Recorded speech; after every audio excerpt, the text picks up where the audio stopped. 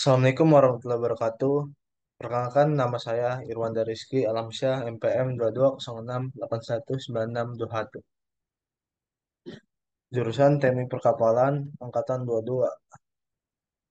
Di video kali ini saya akan menjelaskan tentang tugas metode numerik yaitu Pak Dai. Di judul video ini saya akan menjelaskan pengenalan Circular Economy Engineering. Circular Economy Engineering itu adalah pendekatan holistik untuk merancang, membuat, dan mendaur ulang produk dan mempertimbangkan dampak lingkungan.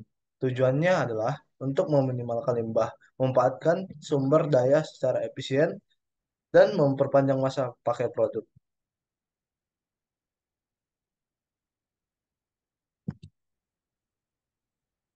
Yang kedua, prinsip-prinsip dasar sirkular ekonomi. Yang pertama itu dasar pemikiran. Sirkular ekonomi itu berfokus pada mengurangi limbah dengan memanfaatkan kembali, mendaur ulang sumber daya. Yang kedua, siklus ekonomi produk. Sirkular ekonomi mencakup seluruh siklus hidup produk, mulai dari desain, produk, distribusi, penggunaan, dan pengolahan pasca penggunaan. Yang ketiga, inovasi berkelanjutan. Sirkular ekonomi mendorong inovasi yang bertujuan mengatasi masalah lingkungan sosial. Yang keempat, kolaborasi lintas sektor, yaitu penerapan sirkular ekonomi membutuhkan kolaborasi antara berbagai pemangku dan kepentingan, seperti pemerintah, industri, dan masyarakat. Selanjutnya, penerapan sirkular ekonomi dalam desain produk. Yang pertama itu desain daur ulang. Memasukkan konsep daur ulang sejak awal perancangan produk, memastikan komponen dapat dipisahkan, dimanfaatkan kembali, atau didaur ulang pada akhir masa pakainya. Yang kedua, desain modular. Merancang produk dengan struktur modular agar komponen dapat dengan mudah diganti atau diperbaiki tanpa mengganti seluruh produk. Yang ketiga, desain tahan lama. Mengutamakan daya tahan, kualitas, dan keaweten produk sehingga dapat digunakan dalam jangka waktu yang lebih lama sebelum perlu diganti. Selanjutnya, penerapan sirkular ekonomi dalam proses produk. Penerapan prinsip-prinsip sirkular ekonomi dalam proses produk melibatkan penggunaan teknologi yang inovasi dan minimalkan limbah, meningkatkan efisien sumber daya, dan mendorong daur ulang dan regenerasi bahan baku.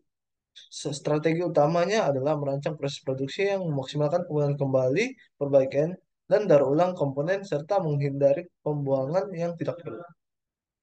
Penerapan sirkular ekonomi dalam rantai pasok.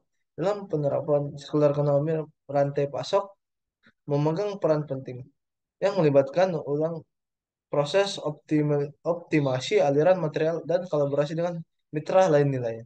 Tujuannya adalah mengurangi limbah, meningkatkan efisien, dan memaksimalkan daur ulang atau memanfaatkan kembali komponen dan bahan baku. Strategi utamanya mencakup penggunaan material yang didaur ulang, pemilihan pemasukan yang menerapkan praktik berkelanjutan, dan serta logistik transportasi yang minim dan dampak lingkungan. Selanjutnya, penerapan sirkular ekonomi dalam pengolahan limbah. Dalam menerapkan prinsip sirkular ekonomi, pengolahan limbah menjadi sangat krusial dengan mengadopsi konsep daur ulang. Penggunaan ini dan minimalisasi sampah perusahaan dapat mengurangi dampak negatif terhadap lingkungan dan menciptakan arus material yang berkelanjutan. Langkah-langkah kunci mencakup pemisahan limbah daur ulang, memanfaatkan kembali produk, dan inovasi teknologi pengolahan limbah. Dengan demikian, material dapat terus digunakan secara efisien dan limbah yang terbuang dapat minimalkan. Selanjutnya, manfaat penerapan sirkular ekonomi. Yang pertama itu efisien biaya. Penerapan sirkular ekonomi dapat mengurangi biaya produksi dan pembangunan limbah sehingga meningkatkan efisien operasional dan probabilitas. Yang kedua itu melestarikan daya. Dengan mendaur ulang dan memanfaatkan kembali bahan sirkular ekonomi dapat melestarikan sumber daya alam yang terbatas. Yang ketiga, perlindungan lingkungan. Pengurangan limbah dan emisi serta meningkatkan daur ulang dapat mengurangi dan dampak negatif terhadap lingkungan. Selanjutnya, tantangan dan hambatan penerapan sirkular ekonomi. Yang pertama itu perubahan mindset. Nah, perubahan mindset itu mengubah pola pikir dari ekonomi linear ke ekonomi sirkular. Membutuhkan usaha yang besar, waktu yang lama untuk diterima oleh semua pemangku kepentingan. Yang kedua itu investasi awal.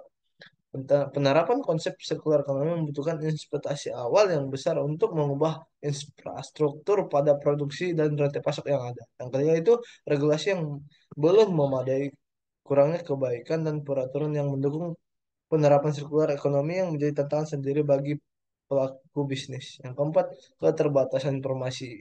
masih terbatasnya pemahaman dan contoh praktis sirkular ekonomi yang berhasil diterapkan menjadi penghambat bagi banyak perusahaan.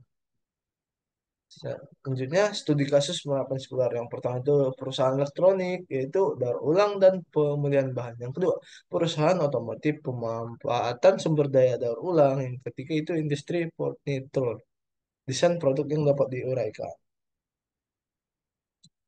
Peran peran dalam penting di sirkular ekonomi yaitu yang pertama pemerintah, industri, konsumen, dan akademisi. Sekian dan terima kasih. Assalamualaikum warahmatullahi wabarakatuh.